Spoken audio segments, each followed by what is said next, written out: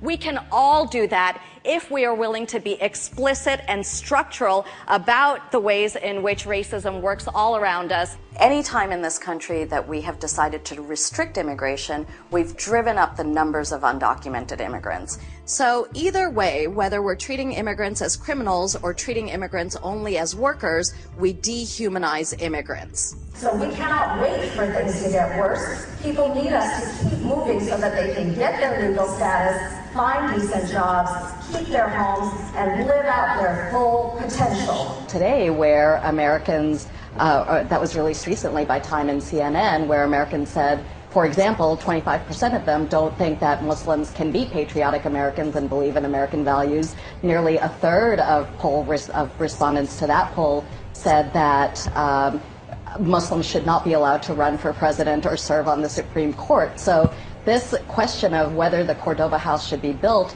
and the controversy around it really points to a deep anxiety about our national identity who we are and who belongs here. I named the book The Accidental American because I wanted to explore the idea that all Americans are accidental in some way. Local police departments should not be enforcing immigration law, mainly because it creates fear and distrust between the local police and the immigrant communities, and it therefore then makes immigrant communities extremely vulnerable to crime. It drives them underground. It makes them not report crimes. So it actually ends up giving criminals free rein to operate, and it divides American communities. What happened in Arizona is that there's been so much talk over the last 20 years about illegal aliens that an entire population of people, of Latinos really, has been dehumanized. Even though people experience racism individually, the origins of racism are actually structural. That is, it's our public policies that create bad schools, unemployment, poor health care, and deadly wars. Somebody definitely benefits from those policies, but it's not the average person struggling to make a better life for herself, her family, and her community. The people who talk the most about race are racist conservatives, and so they get to frame the entire discussion. To the degree that liberals could intervene in that discussion, they don't.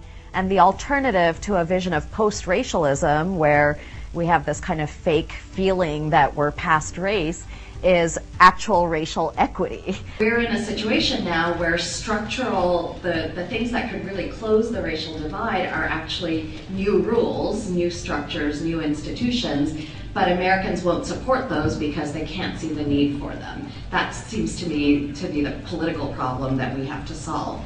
Under a diversity banner and strategy, what you get is a lot of white organizations reaching out to communities of color to get communities of color to carry out the agenda that the white organizations with all their white leadership have developed. We shouldn't have to fight to keep the National Guard from arresting parents in the lower 9th Ward of New Orleans, from cleaning out their local school in order to preserve the books and materials their kids would need when the state was finally forced to reopen that school.